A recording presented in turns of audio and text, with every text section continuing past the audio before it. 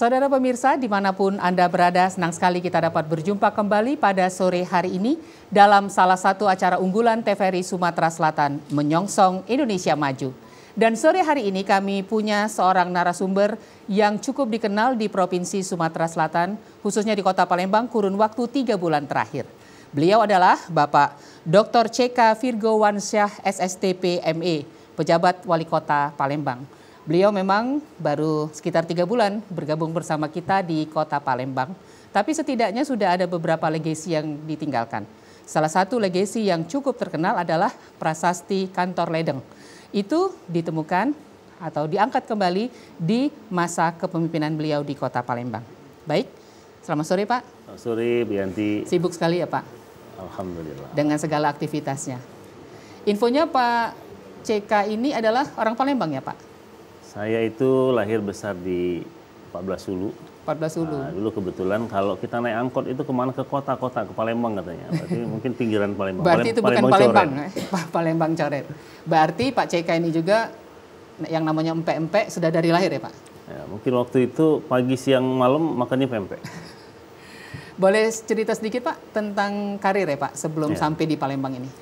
Saya lahir besar di Palembang sampai dengan SD, SMP, SMA, SMA 1, terus kemudian kuliah di Sekolah Tinggi Pemerintahan Dalam Negeri di STPDN Jatinangor, terus kemudian sempat bekerja di Bengkulu, jadi sekretaris lurah, jadi di kecamatan, terus kemudian tahun 2004 saya sekolah ke Universitas Indonesia, ke UI, ambil S2 di UI, terus kemudian mulai berkarir di Kementerian Dalam Negeri, terus kemudian S3 juga di UI, terus kemudian ya berkarir di Kementerian Dalam Negeri hingga Kepala Pusat di BPSDM, terus kemudian di Dirjen Otonomi Daerah Kementerian Dalam Negeri sebagai Direktur Fasilitasi Kelembagaan dan Kepegawaian Dirjen Oda. Sebelum ke sini, saya ditugaskan ke Kota Tasikmalaya, kebetulan agak lama, 2 tahun 14 hari menjadi penjabat Wali Kota Tasikmalaya. Baru kemudian 28 November 2024 kemarin ditugaskan di Kota Palembang. Senang ya Pak? Balik kampung. Alhamdulillah. Baik, Bapak sudah 3 bulan kan Pak di Kota Palembang.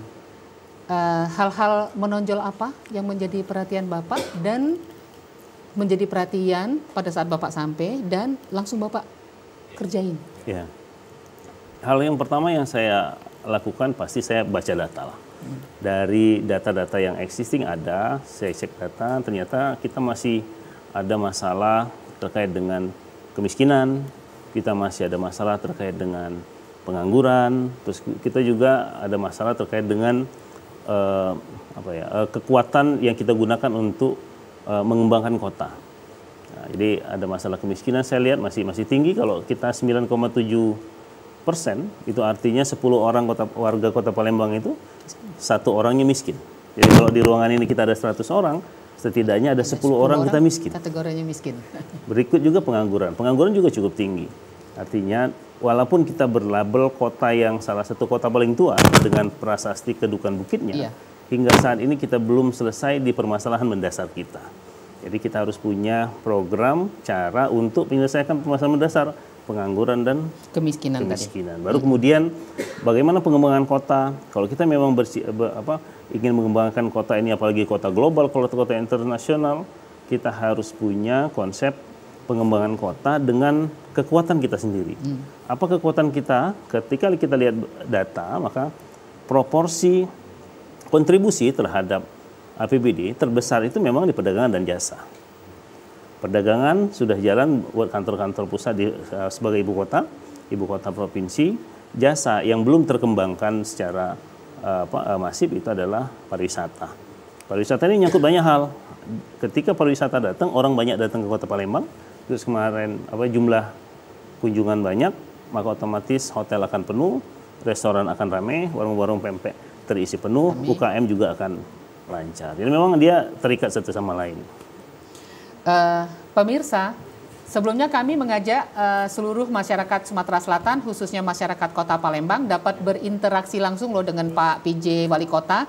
Boleh bertanya langsung, boleh telepon ke nomor 0811 787 1974 atau ke nomor 0711 311 454. Masyarakat Kota Palembang kami persilakan berinteraksi langsung dengan Pak PJ Wali Kota untuk bertanya ataupun memberikan saran.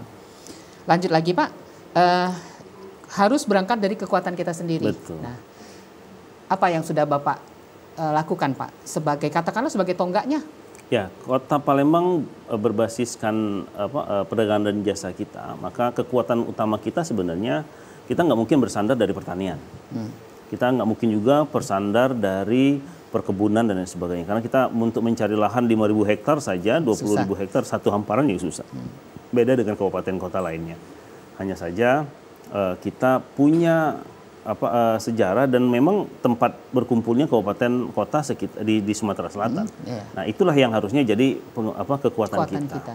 Kita punya Sungai Musi sebagai side attraction, kita juga punya Ampera, kita juga punya Pulau Komaro, kita juga punya transportasi yang baik dan LRT yang sudah cukup baik, dan itu yang harusnya menjadi kekuatan kita. Yang itu menurut saya belum dimaksimalkan. Bagaimana mengajak seluruh orang datang, baik dari Sumatera Selatan maupun dari luar kota di Jakarta, bahkan dari luar negeri untuk datang ke Kota Palembang. Nah, caranya bagaimana kita galakkan pariwisata kita.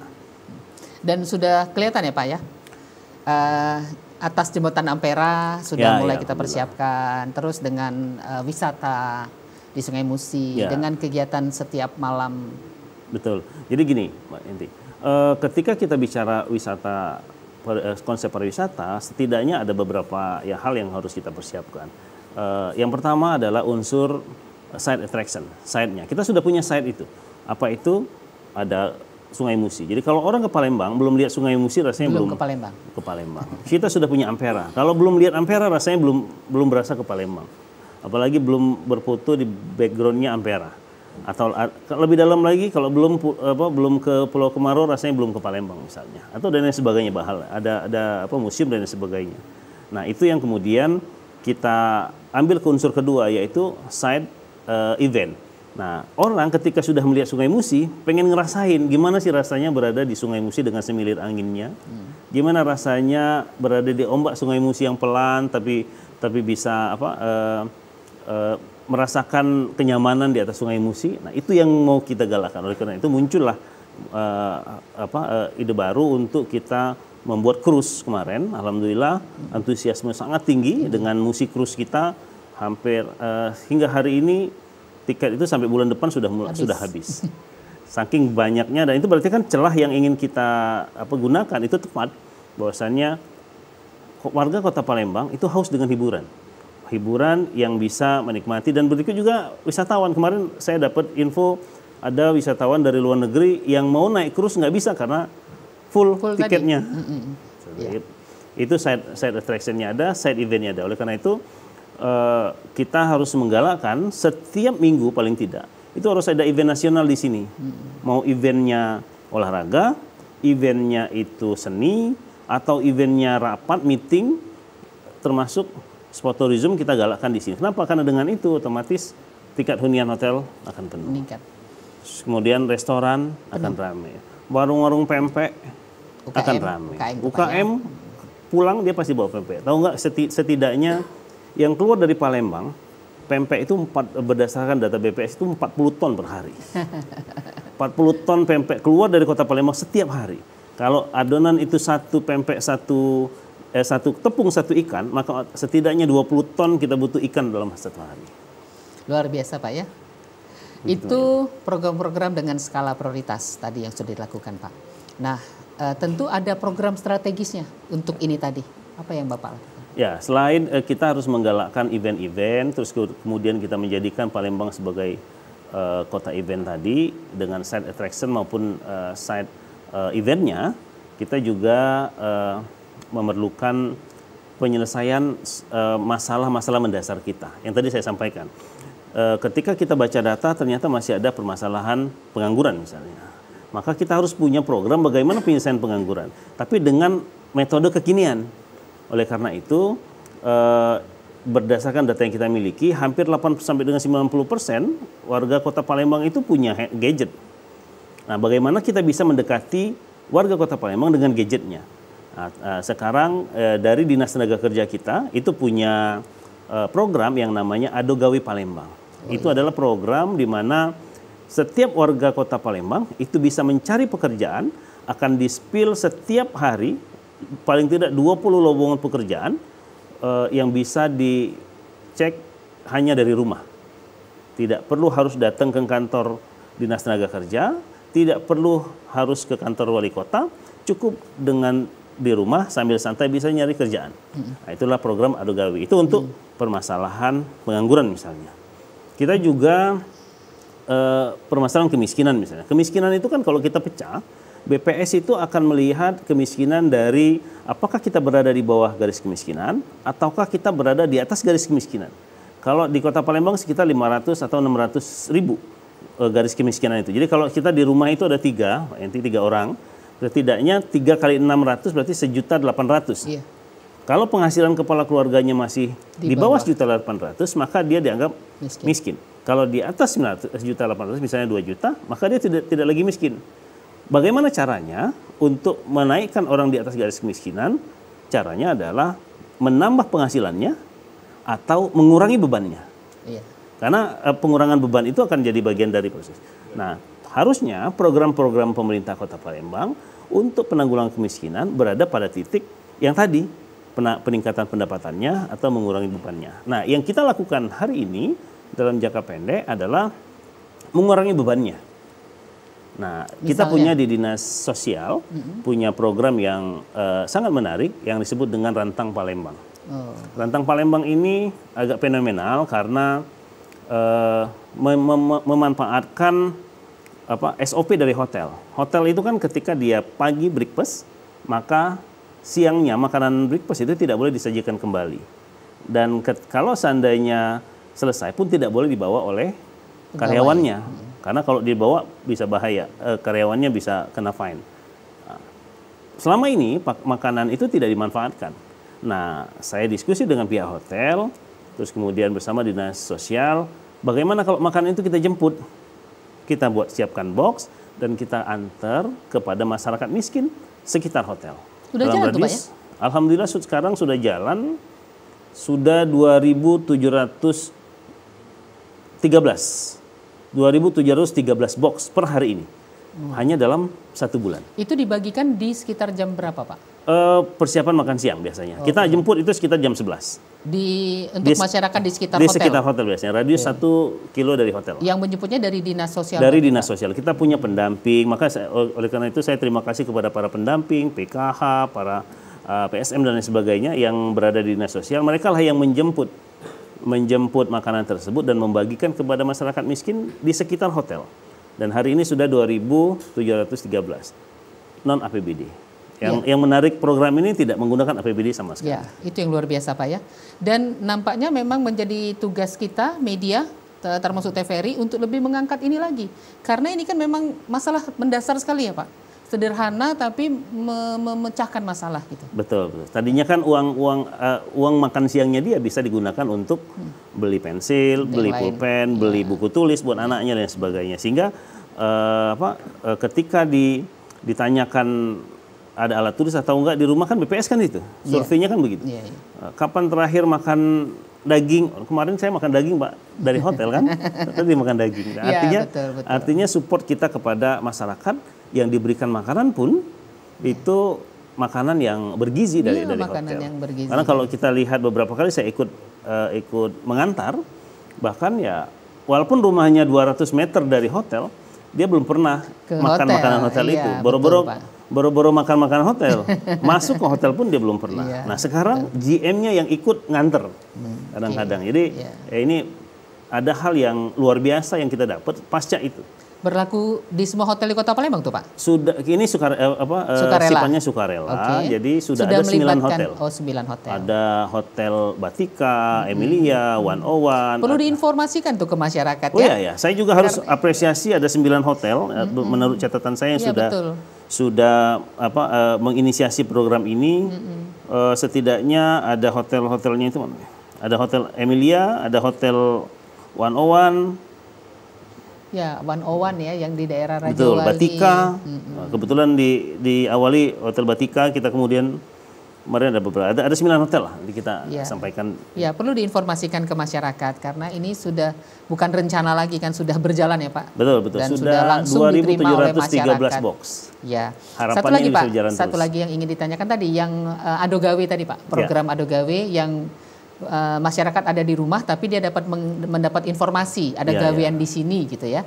Nah itu sudah ada yang keterima bekerja jadinya sekarang jadi gini, Pak. Hingga saat ini sudah ada 273 orang yang dapat pekerjaan. 228-nya itu di dalam negeri, 45-nya itu di luar negeri. Wah, ada yang diterima di luar negeri, Pak? Sudah ada 45 orang. Program ini kita luncurkan sekitar tanggal 3 Desember waktu itu. 3 Desember sudah bergulir, alhamdulillah Januari, sudah banyak yang menerima manfaat. Tidak perlu kita membuat job fair yang harus sewa panggung, sewa ruangan, host lagi dan sebagainya, nggak perlu. Cukup setiap hari dia pantengin live TikToknya Ado Gawe, maka setiap hari kita bisa sampaikan lowongan pekerjaan yang ada di wilayah Kota Palembang dan sekitarnya, bahkan di luar negeri. Keren Pak. Kita promo sebentar ya Pak. Pemirsa, sebelum kita lanjutkan bincang-bincang yang sangat menarik ini, ikuti terlebih dahulu pesan layanan masyarakat berikut.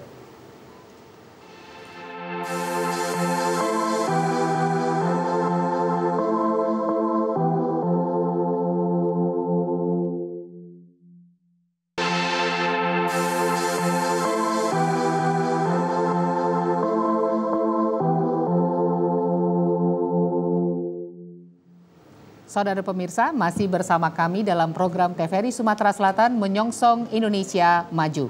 Dan pemirsa, masyarakat Kota Palembang jangan ragu-ragu, silakan berinteraksi langsung dengan Pak PJ Wali Kota di nomor 0811 787 1974 atau 0711 311 454. Silakan bertanya tentang semua hal.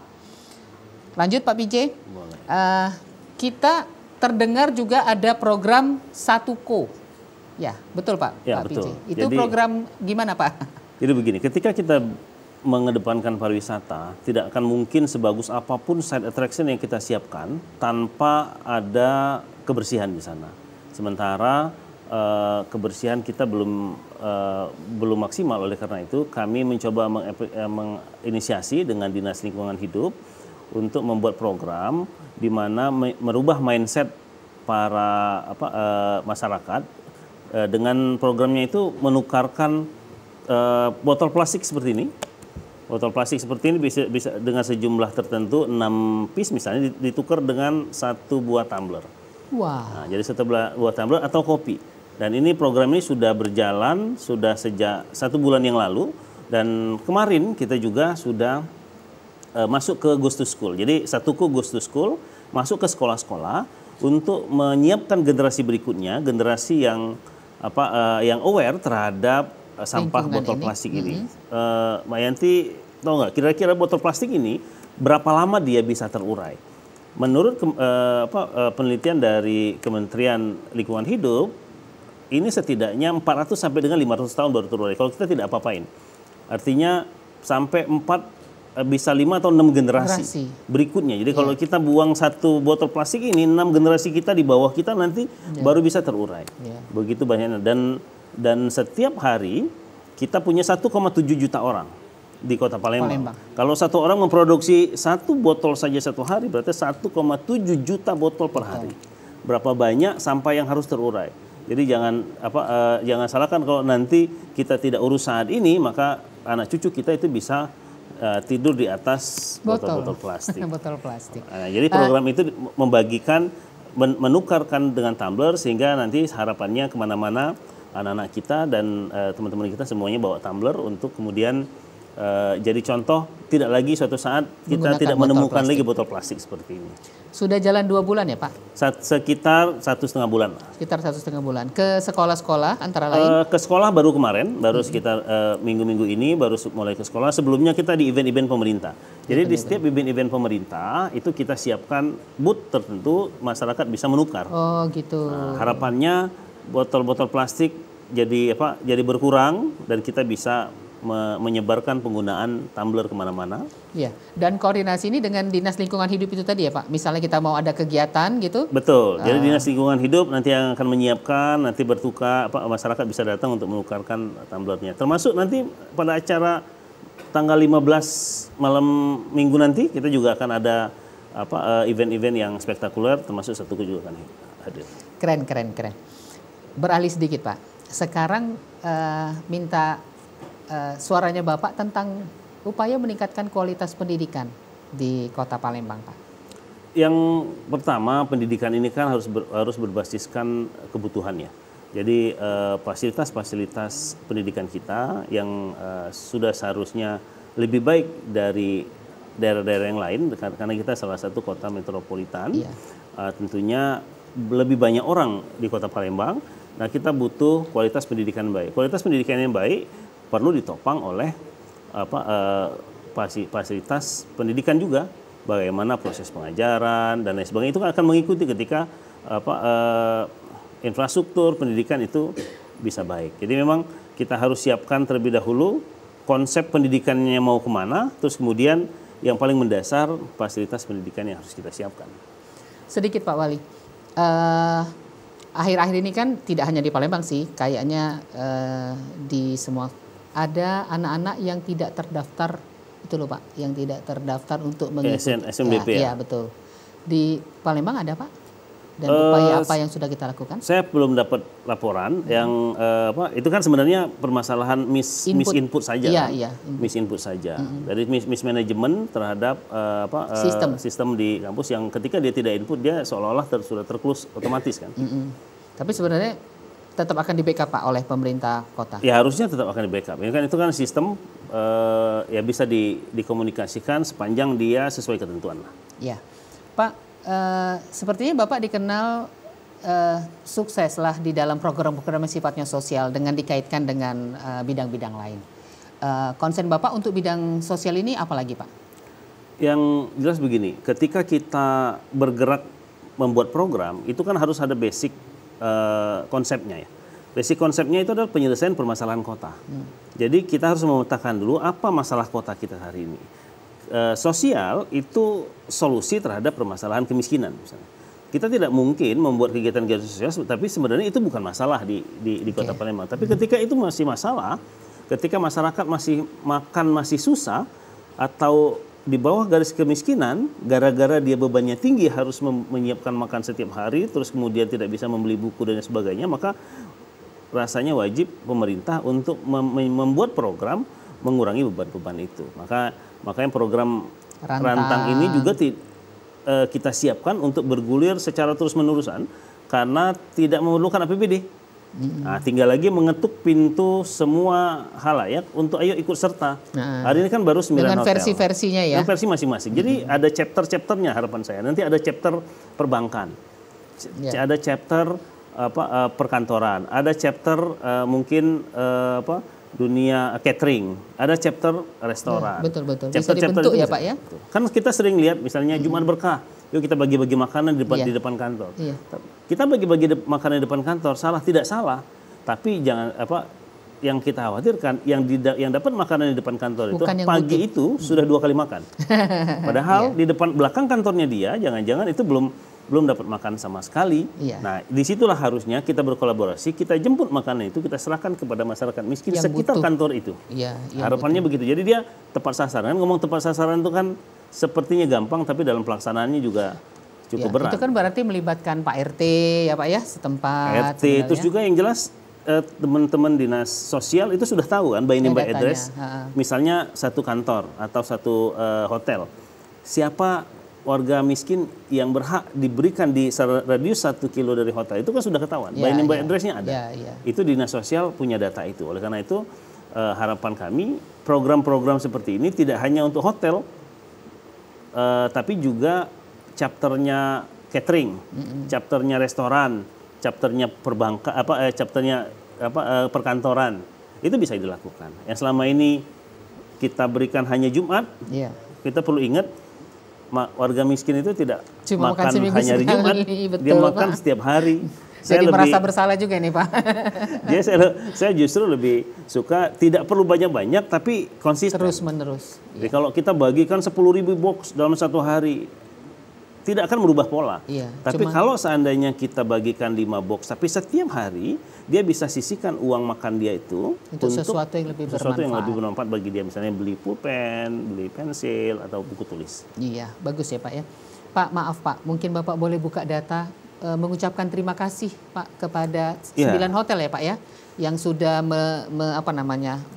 memberikan atau mendukung program ini Pak, sehingga bisa menjadi contoh juga untuk yang lain Pak. Betul. Saya hari ini kita sudah berkomunikasi dan sudah melaksanakan dari 2.713 box itu sudah ada dari Hotel Batika, Hotel Emilia, Hotel Harvard, Aston, Vape, Duan Owan, Luminor dan Arya Duta, serta ada juga sudah ikut serta Hotel Swarna Dwipa.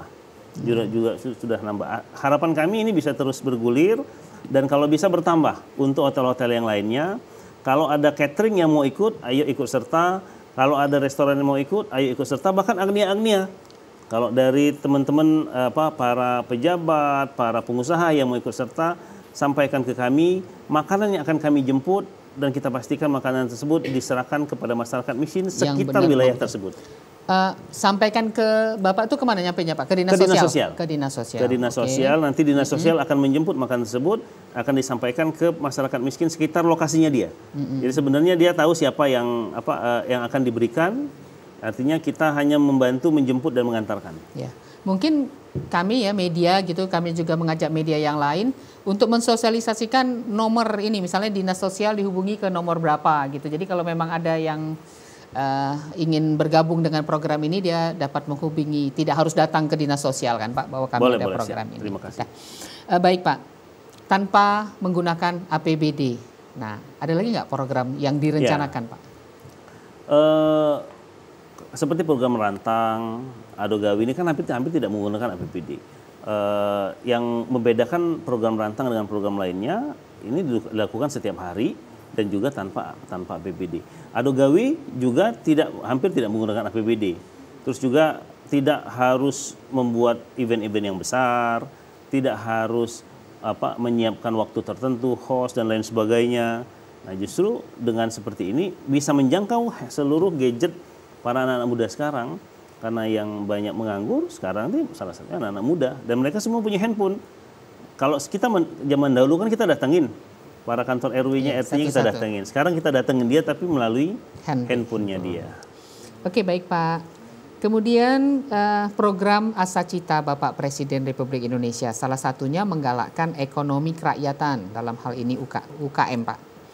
Nah, bagaimana Bapak mendorong pelaku UKM di Kota Palembang ini? Ada dua sisi. Yang pertama, kita bagaimana membuat UKM kita maju di kancah internasional. Oleh karena itu kita harus memperkenalkan UKM kita itu di level-level internasional maupun nasional. Jadi setiap event, setiap pameran, kita ikutkan UKM kita agar dikenal. Tidak mungkin tiba-tiba di Inggris sana kenal UKM kita kalau kita tidak pernah promosi sampai ke Inggris. Ada mungkin yang pernah datang ke Indonesia tapi tidak banyak. Nah, tapi yang masif menurut saya justru terintegrasi dengan yang lain adalah kita menyiapkan orang yang datang itu nanti membawa UKM ini. Nah, caranya adalah mendatangkan sebanyak-banyaknya orang. Ya, kalau kita membuat event saja, contoh misalnya ketika kita event malam tahun baru kemarin, kita kan punya drone show kemarin yang alhamdulillah cukup ramai dan berapa puluh ribu orang datang ke Kota Palembang hari itu. Nah, pulangnya dia paling tidak dia membawa pempek, paling tidak dia membawa UKM yang lain. Nah, itu harapan kita. Sehingga sering-seringlah buat event. Jadi kalau setiap minggu itu kita ada event nasional, maka masing-masing OPD, itulah saya harapkan masing-masing OPD itu one OPD, one event misalnya. Setidaknya satu OPD, satu perangkat daerah, itu membuat satu event nasional. Mau event apapun boleh, mau eventnya rapat boleh, mau event konferensi boleh, mau event olahraga bagus, mau event hobi pun tidak kalah pentingnya. Hobi misalnya mau sepeda ontel, motor, sepeda dan sebagainya. Hobi yang penting tingkatnya nasional. Nah, kata kuncinya tingkatnya nasional. Kenapa? Kita butuh hunian hotelnya, kita butuh UKM-nya, kita butuh restorannya, kita butuh rumah makannya yang kemudian mereka datangi. Jadi bagaimana setiap minggu Kota Palembang itu menjadi kota event, sehingga UKM itu nggak perlu dicapai-capai, orang bawa sendiri nanti. Karena setiap event otomatis akan menarik marketing maupun penjualan dari UKM itu. Baik Pak, sekarang tentang upah minimum di Kota Palembang, termasuk yang tertinggi 3,9. Bagaimana pengawasannya Pak? Kita dari Dinas Tenaga Kerja selalu mengontrol ini. Ada tim yang harus selalu mengecek ketika ada yang membayar di bawah upah minimum Kota Palembang lah. Nah, ini terus dilakukan pengecekan. Nah, apabila ada yang melanggar ya kita akan segera proses. Sejauh ini ada yang melanggar cukup serius gitu Pak? Belum dari ada. Data yang kita dapat ada beberapa, hanya saja sedang didalami. Oh gitu Pak. Nah ini kembali lagi kita kaitkan tadi dengan Bapak program Adogawe tadi Pak. Program Adogawe. Apakah juga memang ada peningkatan kesempatan untuk masyarakat itu atau pemuda-pemuda tadi untuk mendapatkan peluang kerjanya Pak? Memang sengaja dibuka maksud saya pada titik-titik tertentu gitu? Ya, jadi gini, Adogawe ini kan sekarang kan banyak muncul kaum rebahan nih. Kaum rebahan itu cuma pegang handphone, dia scroll-scroll gitu kan. Tapi dia sebenarnya sedang nggak ada kerjaan. Nah, kerjaannya apa ya? Scrolling. Nah, kita harus masuk ke scrollingnya dia. Bagaimana dia bisa tetap dapat kerjaan, tapi dengan minimum effort lah. Hanya dengan menonton live TikTok. Adogawe ini lakukan setiap hari. Nah, dari data yang kita dapat, yang tadi sudah ada 278 orang yang dapat pekerjaan. Ini kan setiap hari bergulir terus. Bahkan ada 45 orang yang keluar negeri. Apabila kita tidak push ke warga Kota Palembang, karena ini kan internet kan terbuka untuk umum. Tidak hanya warga Kota Palembang. Jadi ketika Pak Kepala Dinas Tenaga Kerja live, itu yang bisa buka yang ada yang dari Kerawang, ada yang dari Bekasi, ada yang dari Jakarta pun bisa bertanya dan bisa lihat. Ya, yang menjadi tantangannya bagaimana kita bisa memastikan warga Kota Palembang duluan gitu dapat informasi ini sehingga dia bisa dapat pekerjaan duluan. Itu triknya gimana Pak? Supaya orang Palembang duluan yang tahu. Ya, oleh karena itu kita sosialisasi kepada masyarakat jauh lebih intens. Kalau mereka kan pasti sosialisasi secara dari mulut ke mulut maupun media kan. Tapi sosialisasi kepada masyarakat kita agar yang menonton kita yang paling banyak itu harusnya warga Palembang. Kenapa? Kalau tidak nanti akan ada warga Kerawang misalnya, ada kerjaan di Palembang. Iya, dia yang kesini ya finance Pak? Katanya, ya dia yang kesini gitu kan. Sayang juga. Padahal itulah yang kita japri ya, betul. Langsung berdasarkan tugas kita data. Adalah membuat warga Kota Palembang yang dapat pekerjaan. Kalau daerah lain kan bukan tugasnya pemerintah Kota Palembang. Walaupun kita juga happy ketika dia dapat pekerjaan. Tapi kalau bisa ya diutamakan warga Kota Palembang terlebih dahulu. Tapi kan dalam 2 bulan ini yang 270 sekian tadi dari Palembang kan Pak? Mostly dari Palembang. Dari Palembang. Jadi, hanya saja kita sekarang punya sistem satu lagi yang mencoba untuk masuk ke handphonenya mereka langsung. Jadi ketika mereka masuk, mereka misalnya dia ini finance nih. Dia mencari finance dong di ini, kita akan beberkan lowongan finance. Nah, ketika kita dapat si fulan ini misalnya finance, maka setiap ada lowongan finance kita akan WA ke masyarakat Kota Palembang. Jadi pun dia tidak buka, dia dapat notifikasi sedang ada di sini, sedang ada di sini, sedang ada di sini. Jadi kita memang engagement ke masyarakat yang mencari pekerjaan, tidak hanya sekedar dia nonton, pun dia tidak nonton, kita akan dekati dengan ketertarikannya dia. Misalnya dia tertariknya finance tadi kan. Jadi kita kasih info lagi. Kita kasih info terus. Berarti ada nambah peralatan, Pak? Ada penambahan aplikasi atau kita sistem ada di WA dinas, Blast, di kita dinas ada di dinas tenaga kerja, ada WA Blast yang bisa menyampaikan nih kita sedang ada, kan hari ini mungkin tidak ada finance. Orang yang finance nonton, oh nggak ada nih. Tapi lusa ada, ketika lusa ada maka dia akan WA ke yang hari ini bisa masuk di dalam database. Mudah-mudahan ini bisa membantu karena warga Kota Palembang ternyata masih banyak, walaupun tagline kita mau kemana, ado gawi, mau kemana, ado gawi. Nah sekarang kita siapkan ado gawinya. Iya, iya. Benar-benar jadi ya dinas tenaga kerja itu istilahnya ditambah pekerjaan yang memang insya Allah bermanfaat untuk masyarakat-masyarakat. Tapi mungkin perlu kita koreksi, ini bukan ditambah sebenarnya. Core kompetensi namanya dinas tenaga kerja. Ya harus apa dampaknya ketika kita bilang reformasi yang terbaik adalah reformasi yang berdampak. Yang berdampak itu adalah yang dia bisa bermanfaat bagi masyarakat. Kalau bilang dinas tenaga kerja, dia harus punya target berapa orang yang bisa dipekerjakan pada hari itu. Makanya di awal ketemu saya Pak Kadis Tenaga Kerja, saya sampaikan, Bapak Kadis Tenaga Kerja sudah berapa lama? Misalnya, sudah 1 tahun misalnya. Oke, pertanyaan saya, setahun Bapak menjadi Kadis Tenaga Kerja, sudah berapa banyak yang Bapak buat bekerja? Yang tadinya menganggur menjadi bekerja. Blank tidak bisa jawab, nah, makanya kita buat program-program ini. Kalau ini kan beliau bisa klaim, hari ini sudah 1 bulan setengah kita live, sudah ada 273 orang yang dapat pekerjaan. 45 keluar 45-nya keluar negeri. Ya, menarik sekali Pak Wali. Kembali kita ikuti terlebih dahulu pesan layanan masyarakat berikut ini.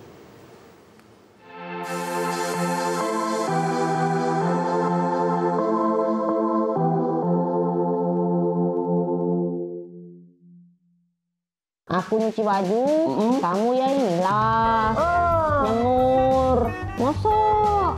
Bener itu. Nah, terus kalau suami aku lagi nak masak ya kamu tuh kan potonglah cabe. Aina lain enggak lah dulu.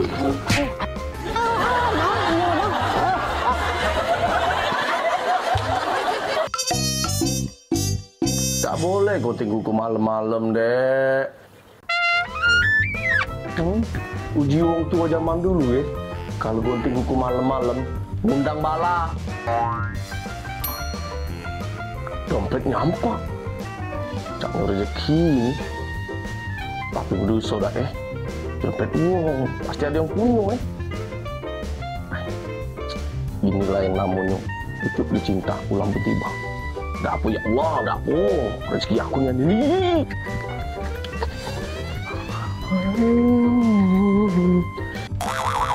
Di sini tulisannya 15.000, kok 20.000? Plus biaya jasa penetesan 5.000.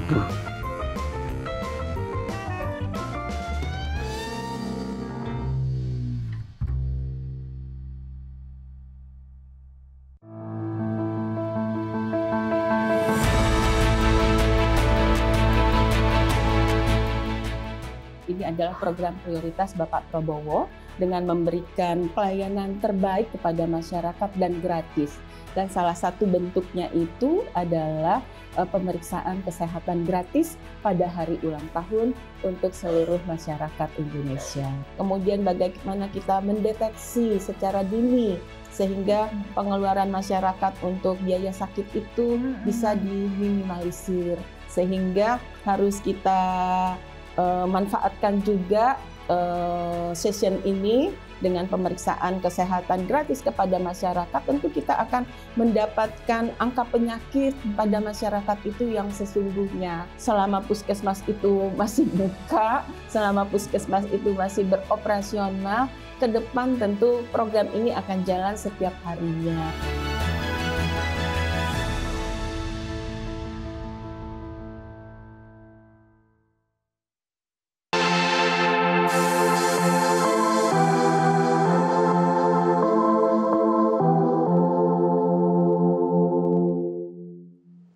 Terima kasih saudara pemirsa, masih bersama kami dalam program Menyongsong Indonesia Maju. Pak Wali, di menit-menit terakhir ternyata banyak masuk pertanyaan lewat WA Pak. Nggak telepon langsung tapi dari WA ini barangkali Bapak kita jawab, kita usahakan kita jawab semua ya Pak. Ada 3 atau 4 pertanyaan, mohon Bapak menjawabnya secara singkat. Dari Mbak Wina, Palembang Pak, nah dan ini ada telepon malah. Halo? Halo. Halo, Assalamualaikum. Waalaikumsalam. Dengan Bapak siapa? Di mana? Dengan Dani, Bu. Dani di Talangburuk, Bu. Iya, pertanyaannya untuk Pak Wali, silakan. Pengen nanya sama Pak PJ Wali Kota Palembang. Ini kan sekarang ini kan kita sedang heboh-hebohnya ini Pak mengenai efisiensi Pak ya. Di satu sisi kita lihat tadi seperti Bapak jelaskan tadi ada beberapa permasalahan yang di Kota Palembang ini yang sampai sekarang ini masih belum terpecahkan. Nah, apakah dengan adanya kebijakan ini juga akan berpengaruh dengan permasalahan ini dalam mencarikan jalan keluar terhadap permasalahan ini, Pak? Itu aja Pak pertanyaan kami. Makasih Pak. Assalamualaikum. Waalaikumsalam. Terima kasih ya Pak Dani. Monggo Pak Wali, silakan. Waalaikumsalam warahmatullahi wabarakatuh Pak Dani. Jadi kebijakan efisiensi yang sedang digulirkan ini untuk di Kota Palembang sini kan sedang kita kaji untuk kita persiapkan konsepnya yang secara matang sehingga dalam implementasinya tidak ada side effect yang berdampak begitu ya kurang baik. Artinya tetap dijalankan sesuai dengan ketentuan, hanya saja memikirkan bagaimana side effect-nya itu tidak terdampak cukup berarti ya. Jadi begitu ya Pak Dani ya. Lanjut Pak dari Mbak Wina tadi ya, kan ada program Bapak mengaktifkan jembatan Ampera menjadi destinasi wisata. Kira-kira kapan ya itu dibuka untuk umum Kak? Karena dia pengen merasakan secara langsung. Ya. Sebenarnya sudah dibuka untuk umum sejak sebulan yang lalu juga sudah dibuka untuk umum, 3 minggu yang lalu lah. Hanya saja dibuka umumnya terbatas karena sekarang itu 1 minggu 2 kali, hari Rebo dan hari Sabtu. Nah, untuk hari Rebo dan hari Sabtu ini terbatas sementara untuk kita sambil membenahi 100% dari persiapannya, kita undangan dulu untuk yang berprestasi. Jadi untuk yang berprestasi kemudian kita undang terlebih dahulu. Kemarin ada guru-guru, terus kemudian ada juga mungkin siswa-siswa yang berprestasi, kita undang terlebih dahulu. Maksudnya agar kita menghargai warga Kota Palembang yang berprestasi. Insya Allah dalam waktu dekat kita sudah siapkan sebenarnya aplikasinya. Nanti warga Kota Palembang bisa mendaftarkan via aplikasi dengan bukan berbayar tapi mengupload sertifikat prestasinya. Nah, kalau dia prestasinya nasional, regional, kita akan apresiasi duluan dengan cara dia bisa naik ke tower Jembatan Ampera lebih dulu. Nah, harapannya memberikan insentif, menghargai bagi yang berprestasi dan juga memberikan insentif bagi anak-anak yang belum berprestasi. Ayo kita kalau mau dapat harus duluan, ada effort ya Pak. Ya kita berprestasi dong. Jadi warga Kota Palembang banggalah menjadi warga Kota Palembang yang berprestasi karena Anda dihargai dan kemudian bisa memberikan influence ke yang lain agar juga ikut berprestasi. Jadi sekarang sudah dibuka selama hari 1 minggu itu 2 kali, hari Rabu dan hari Sabtu. Siapa? Demikian ya Mbak Wina. Kemudian dari Mas Raihan, izin Pak, Kota Palembang ini kan macet Pak. Bahkan urutan ketiga data yang beliau pakai. Bagaimana Pak mengurangi kemacetan ini? Ya, pertumbuhan penduduk kita 1,7 juta. Kota metropolitan itu 1 juta ke atas itu sudah metropolitan. Kita sudah 1,7 juta itu hampir sudah mau 2 kali. Sudah hampir 2 kali. Jadi memang pertumbuhan penduduk tidak diikuti dengan pertumbuhan panjang jalan. Nah, karena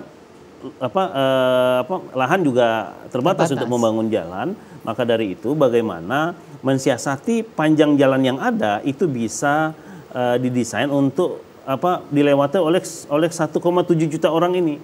Solusi terbaik adalah dengan cara rekayasa lalu lintas pasti. Rekayasa lalu lintas bagaimana konsep mengalir tapi tidak membuat macet. Ini kita sudah sempat diskusikan dengan Dinas Perhubungan dan dengan Poltabes untuk dicarikan solusi potensi titik-titik kemacetan. Kaitannya dengan LRT Pak? LRT kita harus bangga kita sudah punya LRT dan bagaimana LRT ini bisa termanfaatkan sebagaimana fungsionalnya. Harapannya juga Kota Palembang sudah mulai beralih yang tadinya menggunakan mobil-mobil pribadi, toh di LRT nyaman, ada juga feedernya gitu, feedernya free. Harapannya ini bisa dimanfaatkan secara lebih masif. Ya, sedikit Pak tentang banjir dari Ibu Wati Pak. Ya, kaitan banjir, jumlah karena kita ini kan datar ya, datar. Sementara dari dahulu kala memang kita berada di antara sungai, di dekat-dekat sungai. Nah, menurut penelitian dari Kementerian PU kita itu masih kekurangan setidaknya 60 kolam retensi lah untuk menyerap air-air itu sehingga tidak tergenang dan membanjiri wilayah sekitar. Kita sedang mencari apabila ada lahan Pemda yang bisa kita gunakan atau mungkin lahan masyarakat yang akan menghibahkan untuk kolam retensi, kita akan siap. Kemarin kita sudah rapat dengan Kementerian PU untuk siap membangunkan kolam retensi apabila tanahnya sudah clear, dan kita butuh setidaknya 60 kolam retensi lagi. Kalau nggak salah 152 ya, totalnya. Kita sudah punya 50-an dan kita butuh setidaknya 60 kolam retensi baru yang bisa dicari di seluruh wilayah Kota Palembang sehingga air itu tidak kita arahkan kolam retensi tersebut. Baik Pak Wali, nggak terasa ya Pak, sudah hampir 60 menit. Untuk pertanyaan terakhir Pak, bagaimana harapan Bapak lah untuk Kota Palembang ini ke depan? Ya, harapan utama saya sebagai penjabat wali kota maupun sebagai putra Palembang, yang pertama kita bangun Kota Palembang ini berbasiskan data, berbasiskan kekuatan yang kita miliki. Bagaimana kita penanggulangan kemiskinannya berbasiskan BNBA-nya, terus kemudian bagaimana proses penanganan penganggurannya berdasarkan BNBA-nya, terus bagaimana treatmentnya untuk kekuatan kota itu, perdagangan dan jasanya dengan pariwisatanya juga bisa tinggi. Nah, yang terpenting dari semua itu untuk pembangunan berbasiskan kekuatan adalah kita harus merubah mindset warga nih. Kenapa? Karena kalau kita mencanangkan sebagai kota event, kota wisata, maka kalau kita ibarat minum kopi, itu ada aftertaste. Nah, aftertaste itu biasanya orang itu akan terngiang-ngiang, rindu lagi kopi itu ketika dia sudah ada aftertaste-nya. Sama dengan ketika kita datang ke Palembang.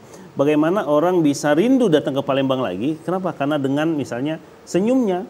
Jadi artinya kalau mau kita memberikan aftertaste dari kota Palembang, harus banyak-banyak senyum. Kita harus latihan senyum, belajar senyum. Kalau bisa ketika orang turun dari bandara dan turun dari kereta itu adalah sumber cuan nih bagi warga Kota Palembang untuk hotel kita, restoran kita, UKM kita. Memang tidak langsung, tapi juga tidak gampang membuat orang agar bisa tersenyum. Nah, mungkin PR terbesarnya adalah bagaimana membuat warga kita yang tadinya biasa saja tapi lebih welcome ketika orang datang ke Kota Palembang ini dengan cara ya senyum. Tadinya cuma mau ngeluarin ke Palembang itu cuma mau ngeluarin 1 juta, akhirnya karena senyum keluar 10 juta. Ya kalau tadinya besoknya ngajak lagi, rindu lagi, datang lagi dan seterusnya. Jadi memang perlu aftertaste tadi. Iya. Terima kasih Pak PJ Wali Kota Palembang sudah berkenan memenuhi undangan kami dan undangan masyarakat Sumatera Selatan. Sama-sama, karena TVRI adalah TV publik. Masyarakat Sumatera Selatan khususnya Kota Palembang, mari kita terus mensejahterakan kota kita, masyarakat kita dengan kekuatan dari diri kita sendiri, kekuatan dari kota kita sendiri. Dan mari kita menjadi masyarakat yang welcome dengan orang-orang yang datang maupun di antara kita sendiri. Terima kasih pemirsa telah menyaksikan Menyongsong Indonesia Maju. Kita bertemu pada lain kesempatan. Selamat sore.